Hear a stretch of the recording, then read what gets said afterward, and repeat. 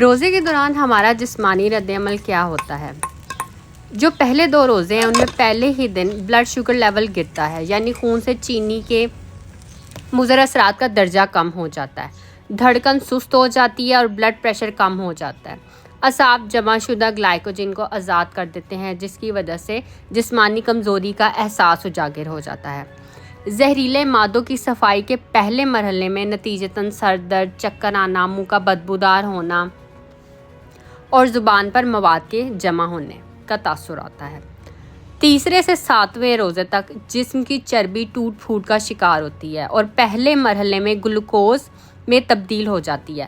بعض لوگوں کی جلد ملائم اور چکنی ہو جاتی ہے، جسم بھوک کا عادی ہونا شروع ہوتا ہے اور اس طرح سال بھر مصروف رہنے والا نظام میں ہاضمہ رخصت مناتا ہے، جس کی اسے اشد ضرورت تھی۔ خون کے سفید جرثومے اور قوت مدافعت میں اضافہ شروع ہو جاتا ہے۔ ہو سکتا ہے روزہ دار کے پھیپھڑوں میں معمولی تکلیف ہو، اس لیے کہ زہریلے مادوں کی صفائی کا عمل شروع ہو چکا ہے۔ انتڑیوں اور کولون کی مرمت کا کام شروع ہو جاتا ہے۔ انتڑیوں کی دیواروں پر موجود مواد ڈھیلا ہونا شروع ہو جاتا ہے۔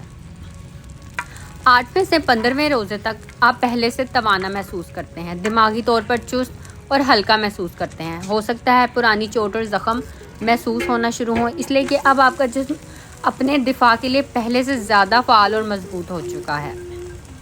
جسم اپنے مردہ یا کینسر شدہ سیل کو کھانا شروع کر دیتا ہے، جسے عمومی حالات میں کیمو تھراپی کے ساتھ مارنے کی کوشش کی جاتی ہے۔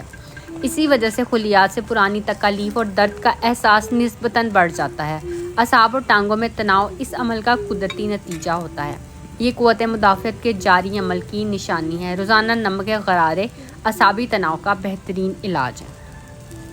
پھر 16ویں سے 20ویں روزے تک جسم پوری طرح بھوک پیاس برداشت کا عادی ہو چکا ہے۔ آپ خود کو چست، چاق و چوبند محسوس کرتے ہیں۔ ان دنوں آپ کی زبان بالکل صاف اور سرخی مائل ہو جاتی ہے۔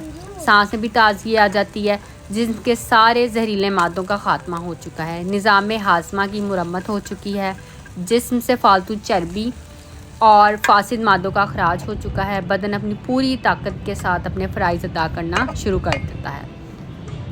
20ویں سے 30ویں روزے کے بعد دماغ و یادداشت تیز ہو جاتی ہے، توجہ اور سوچ کو مرکوز کرنے کی صلاحیت بڑھ جاتی ہے۔ بلا شبہ بدن اور روح تیسرے عشرے کی برکات کو بھرپور انداز سے ادا کرنے کے قابل ہو جاتا ہے۔ یہ تو ہوئے دنیاوی فوائد، جو بے شک اللہ تعالیٰ نے ہماری ہی بھلائی کے لیے ہم پر فرض کیے، مگر دیکھے رحمت الہی کا انداز کریمانہ کہ اس کے احکام ماننے سے دنیا کے ساتھ ساتھ ہماری آخرت بھی سنوارنے کا بہترین بندوبست کر دیا۔